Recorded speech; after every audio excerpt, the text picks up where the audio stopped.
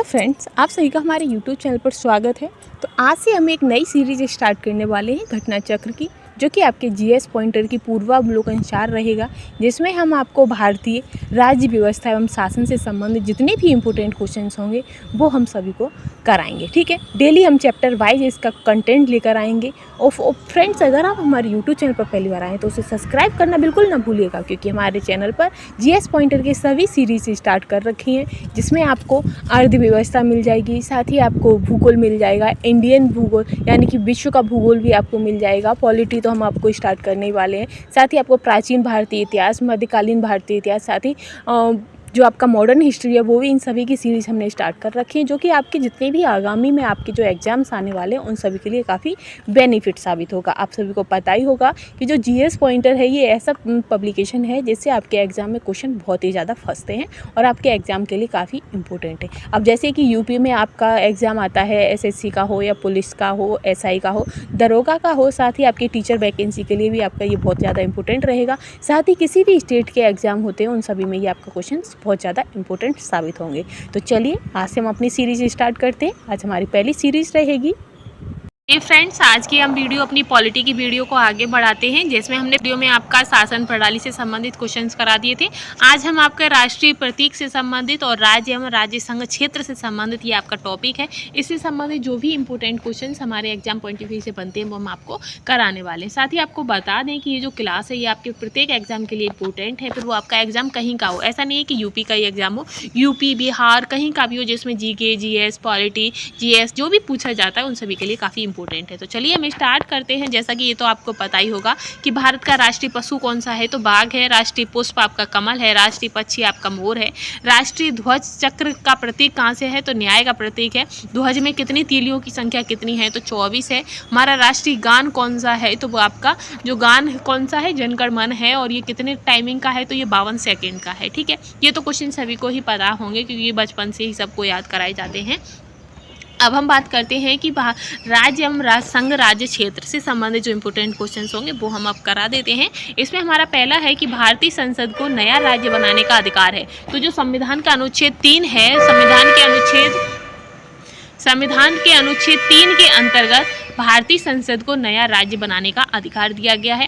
वही है कि नए राज्य के गठन की शक्ति निहित है। तो नए राज्य की जो गठन की जो शक्ति होती है वो संसद में निहित होती है। ठीक है, आगे है कि भारत के संविधान के अंतर्गत राज्यों की सीमाओं को परिवर्तित करने की शक्ति प्राप्त है, तो वो संसद को प्राप्त है। ठीक है, आगे है कि एक राज्य को संघ में सम्मिलित करने अथवा नए राज्यों की स्थापना करने का जो कार्यपालिका जो शक्ति होती है वो किस में होती है, तो संसद को प्राप्त है। ठीक है, इसके बाद है कि संविधान के प्रथम अनुच्छेद के अनुसार भारत है, तो अनुच्छेद जो प्रथम है उसके अंतर्गत जो हमारा भारत है वो राज्यों का यूनियन यानी कि राज्यों का संघ है। ठीक है, आगे बढ़ते हैं नेक्स्ट क्वेश्चन पर। तो नेक्स्ट क्वेश्चन रहेगा आपका कि नए राज्यों के निर्माण के बारे में सही है। तो संसद विधि द्वारा एक नए राज्य का निर्माण कर सकती है और इस प्रकार की गतिविधि में संविधान की पहली अनुसूची और चौथी अनुसूची में संशोधन का प्रावधान होगा। इस प्रयोजना के लिए विधेयक संसद में तब तक पुनर्स्थापित नहीं किया जा सकता है जब तक इसे उस राज्य के विधानमंडल को निर्दिष्ट नहीं किया कर दिया गया है। इसके क्षेत्र, सीमाओं और नाम का इसका प्रभाव पड़ता है। यानी कि हमारे जो राज्य होते हैं, नए राज्यों का जो निर्माण होता है या उनको हटाना होता है, मिलाना होता है, या उनके नामों में जो चेंजमेंट है, उस सब की जो शक्ति जो होती है वो मूल रूप से हमारी संसद के पास होती है। ठीक है, आगे नेक्स्ट क्वेश्चन है कि भारत में एक नया राज्य सृजित करने वाले विधेयक को पारित होना होता है, तो कहाँ पर, तो संसद में साधारण बहुमत के द्वारा विधेयक को पारित होना होता है। ठीक है, फिर है कि भारत में संघ राज्यों का प्रशासन होता है, तो राष्ट्रपति के द्वारा होता है। कथन है कि भारत संघ नहीं है, किसी भी कारण क्या है, तो किसी भी राज्य, क्षेत्र, सीमा, नाम उसकी सहमति के बिना भी परिवर्तित करने की शक्ति संघीय संसद को प्राप्त होती है। तो ये जो आपका पहला है, तो भारत आपका राज्यों का संघ है, तो कथन गलत है, लेकिन इसका जो कारण है वो एकदम सही है। ठीक है, इसी के साथ नेक्स्ट क्वेश्चन आता है कि नए राज्यों के निर्माण के लिए संवैधानिक उपबंध है।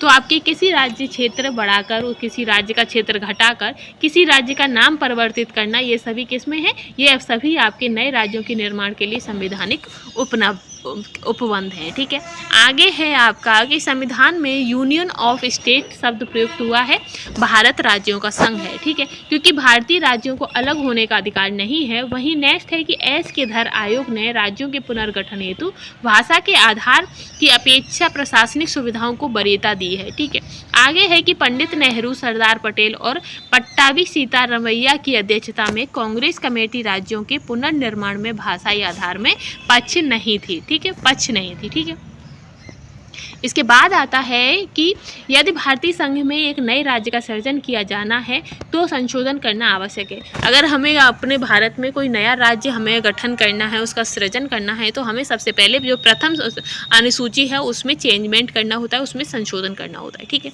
आगे है कि भारत के संघ शासित प्रदेश कितने हैं, तो आपके 7 हैं।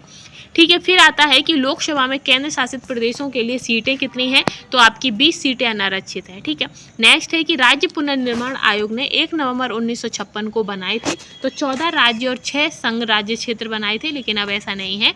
अब भारत में आपके 29 राज्य और 7 संघ प्रशासित क्षेत्र है। ठीक है, नेक्स्ट आता है कि संघ राज्य क्षेत्र, तो अंडमान और निकोबार द्वीप समूह, दमन और द्वीप, पांडुचेरी, ये सभी क्या हैं, ये आपके संघ राज्य क्षेत्र हैं। ठीक है, आगे है आपका नेक्स्ट कि वह राज्य जिसकी राजधानी का नाम स्वतंत्रता प्राप्ति के बाद अभी तक नहीं बदला गया है, तो ये जो आपके आंध्र प्रदेश है, आंध्र प्रदेश की जो राजधानी है हैदराबाद के स्थान पर अमरावती प्रस्तावित हुई थी, लेकिन चेंजमेंट नहीं किया गया है। ठीक है, फिर है कि दिल्ली है, तो दिल्ली आपका एक केंद्र शासित प्रदेश है। नेक्स्ट है कि दिल्ली को राष्ट्रीय राजधानी क्षेत्र का दर्जा दे दिया है, तो 69वें संविधान संशोधन के द्वारा हमारी दिल्ली को राष्ट्रीय राजधानी का क्षेत्र का दर्जा दिया गया है। ठीक है, आगे आता है कि गोवा को 1987 में पूर्ण राज्य का दर्जा प्राप्त हुआ था। क्वेश्चन आएगा कि गोवा को पूर्ण राज्य का दर्जा कब प्राप्त हुआ है, तो 1987 को। ठीक है, फिर है कि द्वीप खंबात की खाड़ी में एक टापू है, जो द्वीप है आपका, द्वीप जो है दमन द्वीप,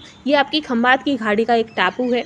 इसके बाद है कि दमन और द्वीप को भारतीय संविधान के 56वें संविधान संशोधन के द्वारा गोवा से अलग कर दिया था। ठीक है, नेक्स्ट है कि सिक्किम को विधिवत भारत संघ के एक पूर्ण राज्य के रूप में सम्मिलित किया है, तो 36वें संविधान संशोधन के द्वारा सम्मिलित किया है। ठीक है, आगे हम बढ़ते हैं, तो आगे है कि राज्यों का भारत संघ के संपूर्ण राज्यों का दर्जा प्राप्त होने का सही कालक्रम कौन सा है, तो नागालैंड, हरियाणा, सिक्किम, अरुणाचल प्रदेश। ठीक, इसके बाद है कि भारतीय राज्यों का उनके निर्माण के अनुसार कालानुक्रम है, तो सिक्किम, अरुणाचल प्रदेश, छत्तीसगढ़ और झारखंड। ठीक है, नेक्स्ट है कि छत्तीसगढ़ राज्य स्वरूप में आया था, तो 2000 में आया था, 1 नवंबर 2000 में छत्तीसगढ़ स्वरूप में आया था।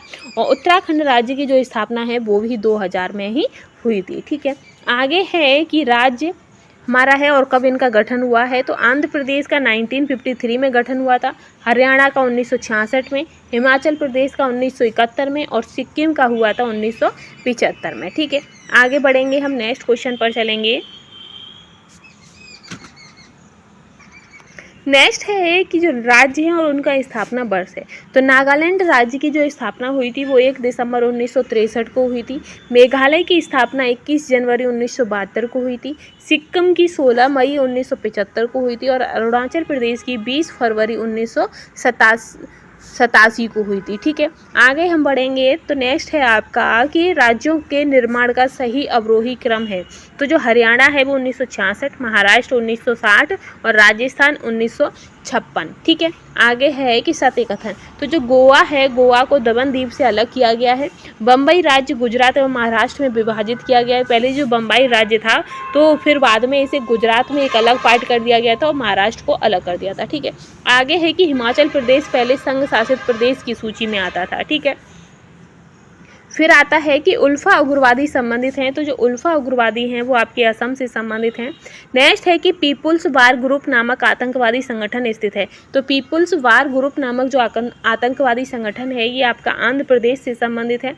इसके बाद आता है कि कावेरी जल विवाद के अंतर्गत राज्य हैं, तो इसके अंतर्गत आपके कर्नाटक, तमिलनाडु, पांडुचेरी, केरल आदि आते हैं। ठीक है, फिर आता है कि भाषा के आधार पर राज्यों के गठन हेतु राज्य पुनर्गठन आयोग की स्थापना की गई थी, तो 29 दिसंबर 1953 को भाषा के आधार पर राज्यों के गठन हेतु पुनर्गठन आयोग की स्थापना की गई थी। फिर है कि भाषाई आधार पर भारत में सबसे पहले कौन सा गठन हुआ था, तो आंध्र प्रदेश का गठन हुआ था सबसे पहले। ठीक है, नेक्स्ट है कि आंध्र प्रदेश एक भाषाई राज्य के रूप में गठित हुआ था तो 1953 में। तो ये तो जो हमारे राज्य और राज्य संघ क्षेत्र से संबंधित जो क्वेश्चन आंसर्स थे वो हमने कंप्लीट कर लिए हैं। नेक्स्ट वीडियो जो आपकी रहेगी वो नागरिकता से संबंधित रहेगी, नागरिकता से संबंधित और फिर मूल अधिकार, तो इससे संबंधित जो भी नेक्स्ट इंपॉर्टेंट क्वेश्चन होंगे वो हम आपको कंप्लीट कराएंगे। आई होप आज की वीडियो आपको पसंद आई होगी। अगर वीडियो पसंद आई है तो प्लीज़ चैनल के साथ बने रहिएगा और हमें सपोर्ट जरूर करिएगा। आज के लिए बस इतना ही। Thanks for watching.